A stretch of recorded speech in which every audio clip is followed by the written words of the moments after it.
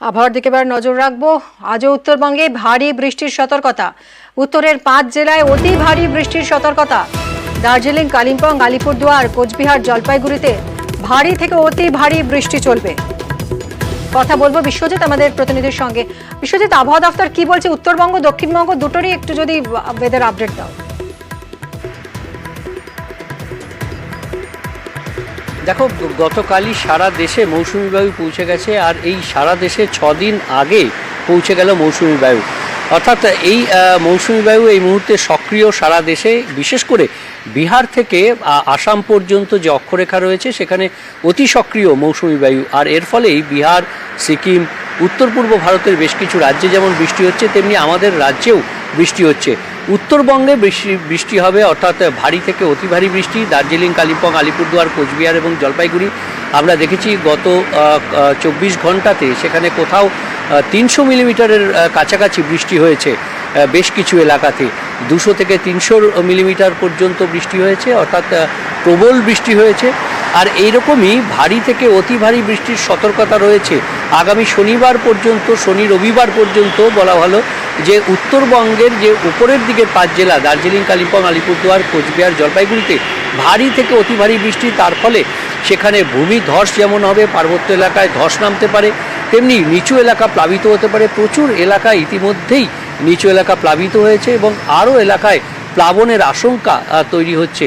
নদীর জলস্তর বাড়ছে, কারণ আসাম এবং সিকিম থেকে প্রচুর জল আসছে নদীর জলপথে, এবং সেই জল এসে বিপদ সীমার কাছাকাছি নদীর জলস্তর, তিস্তা, তোরসা, জলঢাকা বিভিন্ন নদীর জলস্তর বাড়ছে। আর তার ফলে এই একটা বন্যা পরিস্থিতির আশঙ্কা তৈরি হচ্ছে উত্তরবঙ্গে।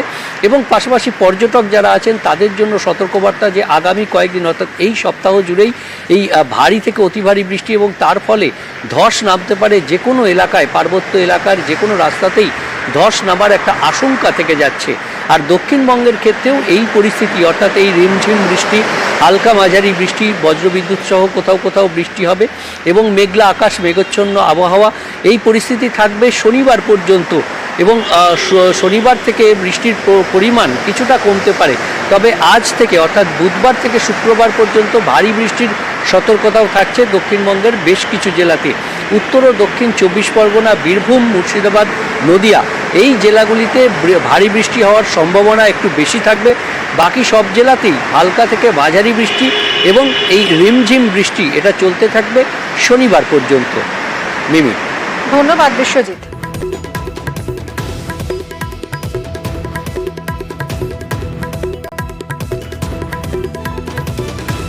বন্যার আশঙ্কা করা হচ্ছে, সেরকমই বিপত্তি ক্ষতিগ্রস্ত বাংলা সিকিম লাইফলাইন 10 নম্বর জাতীয় সড়কের একাধিক জায়গায় ধস নেমেছে। ঝুঁকি এড়াতে বন্ধ করা হয়েছে যান চলাচল। বিকল্প রুটে গাড়ি যাতায়াতের নির্দেশ দেওয়া হয়েছে। কালিম্পং প্রশাসন সেই নির্দেশ দিয়েছে। আপডেট নেব, পার্থ প্রতিম রয়েছেন আমাদের সঙ্গে। পার্থ, অবিরাম বৃষ্টির জেরে কিন্তু 10 নম্বর জাতীয় সড়ক অর্থাৎ বাংলা সিকিম যে লাইফলাইন তা সবচেয়ে ক্ষতিগ্রস্ত হয়েছে। একাধিক জায়গায় ধসের জেরে কোথাও বা জাতীয় সড়ক একটা বড় অংশ তিস্তার কাছে চলে গেছে। স্বাভাবিকভাবেই বৃষ্টির সম্ভাবনা রয়েছে আজও, তাই ঝুঁকি এড়াতে কালিম্পং জেলা প্রশাসন সিদ্ধান্ত নিয়েছে যে 10 নম্বর জাতীয় সড়ক দিয়ে কোনো রকম যানবাহন চলাচলের করানো যাবে না, অর্থাৎ বিকল্প রুটে ঘুরপথে কিন্তু গাড়ি চলাচল করবে এবং ফার্দার যে নোটিফিকেশন না হলে এই নির্দেশিকায় জারি থাকবে, এমনটাই জানিয়েছেন কালিম্পংয়ের জেলা শাসক। অর্থাৎ এখন শিলিগুড়ি থেকে কালিম্পং যেতে হলে শিলিগুড়ি সেবক হয়ে গুরুবাথান, লাভা, আলগাড়া হয়ে পৌঁছাবে কালিম্পং। অন্যদিকে গ্যাংটক যেতে হলে সেম রুটে গিয়ে আবার কালিম্পং থেকে মংসং হয়ে 27 মাইল হয়ে গাড়ি পৌঁছাবে রংপো হয়ে একেবারে সিকিম। অর্থাৎ এই যে ছোট গাড়ি, যাত্রী বোঝাই গাড়ি এবং পর্যটক বোঝাই গাড়ি এই রুটে চলবে। আর বড় গাড়ি অর্থাৎ বাস এবং পণ্যবাহী লরি তা কিন্তু বিকল্প রুটেই চলবে, 10 নম্বর জাতীয় সড়ক দিয়ে একেবারেই নয়। বিকল্প রুট হলো গ্যাংটক থেকে রংপো, রংপো থেকে ঋষি হয়ে 27 মাইল হয়ে আলগাড়া, লাভা, গুরুবাথান, সেবক কিংবা উদলাবাড়ি হয়ে গাজলডোবা হয়ে শিলিগুড়ি পৌঁছাবে।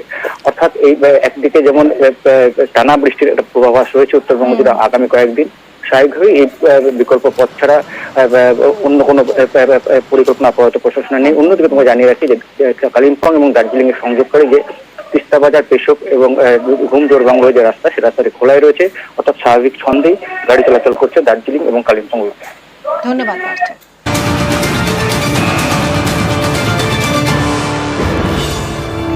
রাজ্যে ফের তৎপর ইডি। নিউ ব্যারাকপুরে একটি আবাসনে ইডি আধিকারিকরা। রঞ্জিত ঘোষ নামে এক ব্যক্তির ফ্ল্যাটে তল্লাশি চলছে। সান্নিক আমাদের প্রতিনিধির সঙ্গে কথা বলবো। সান্নিক, কি জানা যাচ্ছে, কেন এই তল্লাশি? দেখুন, আমি আজকে সকালবেলা থেকেই ইডির একাধিক টিম সিজিও কমপ্লেক্স থেকে বেরোয়। তার মধ্যে একটি টিম এই মুহূর্তে এসে পৌঁছেছে নিউ ব্যারাকপুরের সারদা অ্যাপার্টমেন্ট 175 নম্বর নিউ ব্যারাকপুর মেইন রোড ওয়েস্টে।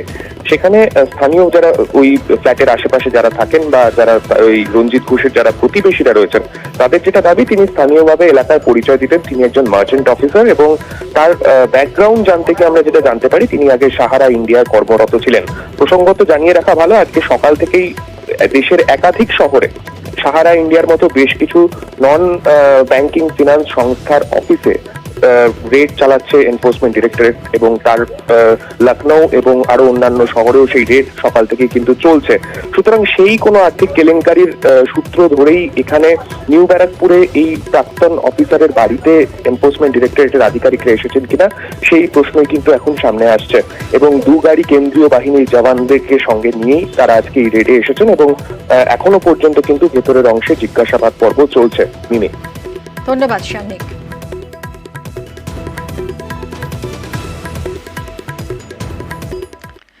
গতকাল কল্যাণ বন্দ্যোপাধ্যায় তৃণমূল সাংসদের ক্যারিকেচার দেখা গেল। চুকিতকিত কটাক্ষ করেছেন তিনি। মোদির 400 পার দাবিকে কটাক্ষ করেছেন তৃণমূল সাংসদ। आपने बोला था ना, अब की बार 400 पार खेला हो, शुरू हुआ ना। खेल तो बहुत सा खेल है सर, चू कित कित भी खेल है। चू कित कित में चू धरा 400 में कित कित कित कित कित कित कित कित कित कित कित कित कित कित कित कित कित कितना हुआ 240। वो गेम में भी हारा गया इधर। सर आपको, हम तो आपको ही देख रहे हैं, हम किसी को नहीं देख रहे।